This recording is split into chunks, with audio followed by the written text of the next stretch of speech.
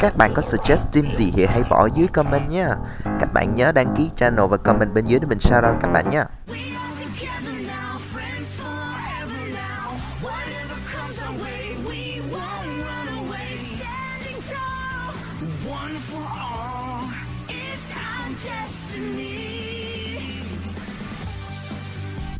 Hey yo, xin chào mọi người đã đến với kênh PokeUnite VN. Các bạn có thể tua qua đoạn review team ở 1 phút 24 giây nếu như các bạn không muốn xem chiến lược của mình nhé. Trong video ngày hôm nay của ta, thành viên trong đội đầu tiên đó chính là Pikachu Alola, hay ta còn gọi là Ash Pikachu nhé các bạn.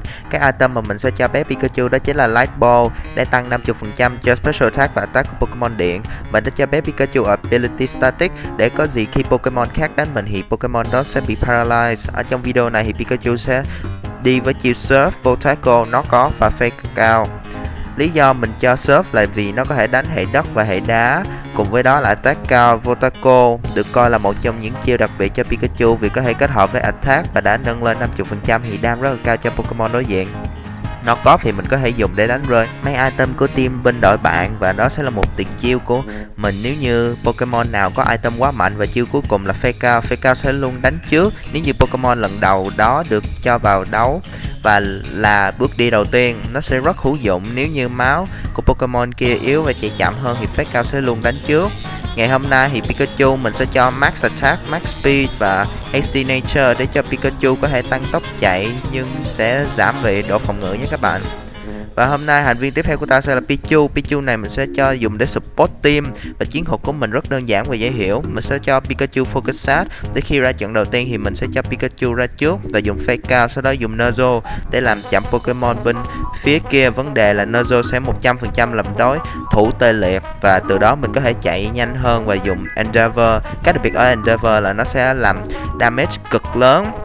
Giữ cho máu của Pokemon ta là thấp hơn máu của Pokemon bên kia như thế nào, và khi máu mình thấp thì ta có thể luôn 100% cho Pokemon bên kia xuống 1% máu và sẽ chuyển qua Pokemon khác, và đó sẽ là Pikachu, và dùng Fake cao để kết liễu nhé các bạn.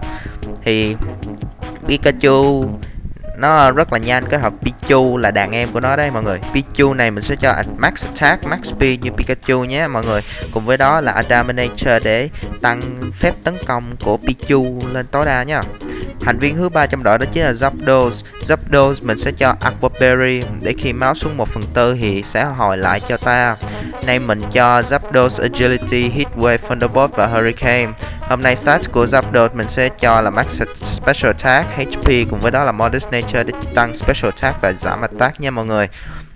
Thành viên thứ 4 của ta sẽ là Raikou. Raikou này mình sẽ cho Quick Claw bởi vì Raikou tấn công rất là đậm, chưa kể tốc độ và chiêu damage cũng to, không như mấy Pokemon điện khác trừ cho Squirtle ra nha mọi người.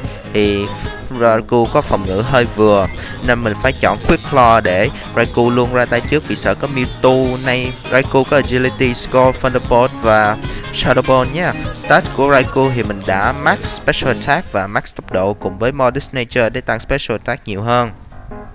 Thành viên thứ 5 là Rotom. Rotom mình sẽ dùng như một hậu vệ cắm cho đội. Nếu như Pokemon tăng thì Rotom sẽ ra tay, vì vậy nên có Leftover kết hợp với Toxic, Thunder Wave, Dark Pulse và Pain Split nhé các bạn. Stats của Rotom thì mình sẽ tăng Max HP, tốc độ cùng với đó là Modest Nature để tăng Special Attack nếu cần tấn công và phản công ở bên kia nhé các bạn. Thành viên cuối cùng và không ai khác đó chính là Jolteon. Hôm nay thì mình sẽ cho Jolteon Wildlands để tăng tỷ lệ trúng đích của Jolteon lên 1,1 nhân.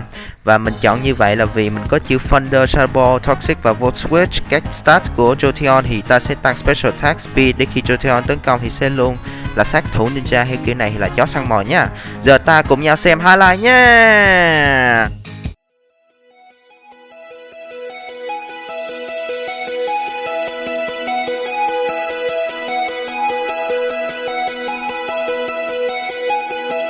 Sometimes it's hard to know which way you're supposed to go, but deep inside you know you're strong. If you follow your heart, you can't be wrong. Sometimes it's hard to see just what's your destiny, but when you find the path that's true, you'll know that's the one for you. Stand up, the one who's right, be brave.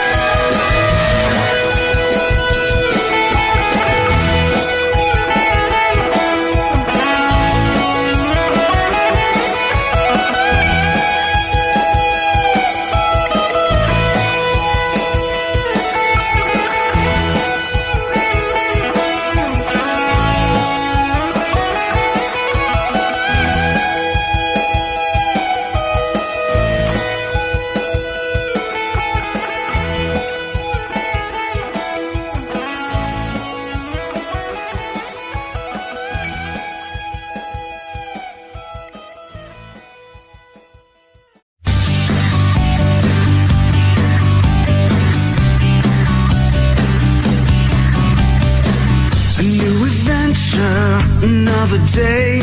One more challenge that comes our way. It's up to me and you. We know what we've gotta do. It's so simple, it feels so right. It all makes sense when we're side by side. We lean on one another and make each other stronger. We are together now, friends forever now. Whatever comes our way, we won't run away. Standing tall, One for all, it's our destiny.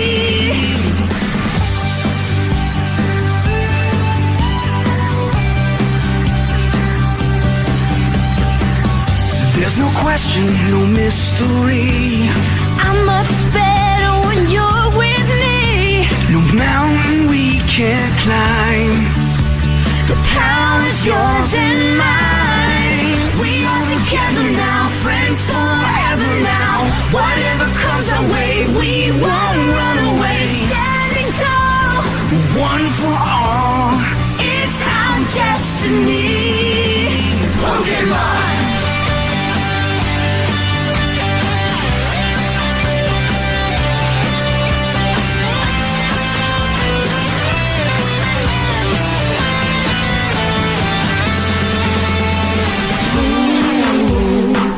You're my right hand, ooh, You're my left, ooh. You give me courage, you I promise to protect. ooh. Through every challenge, ooh, Through every fight, ooh. When we're together, it always feels so right. we are together now, friends forever now. Whatever comes our way, we won't run away. Standing tall, One for all, always ready when we hear the call. it's our destiny. Pokemon.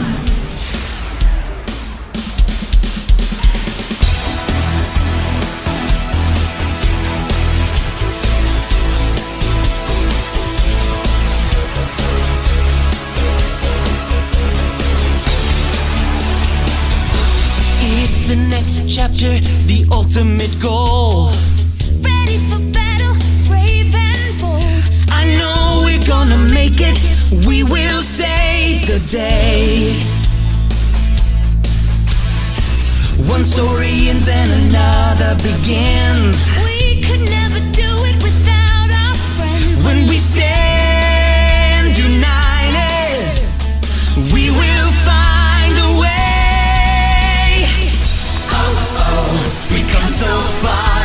We fought so hard to get where we are. Oh, oh, we found our destiny. Oh, oh, we belong together. We are best friends forever. It's always you and me. You give me the courage that sets me free. I count on you, you're always there for me. No matter where this road takes us. By your side is where I wanna be. Oh, oh, we've come so far. We fought so hard to get where we are. Oh, oh, we found our destiny. Oh, oh, we belong together.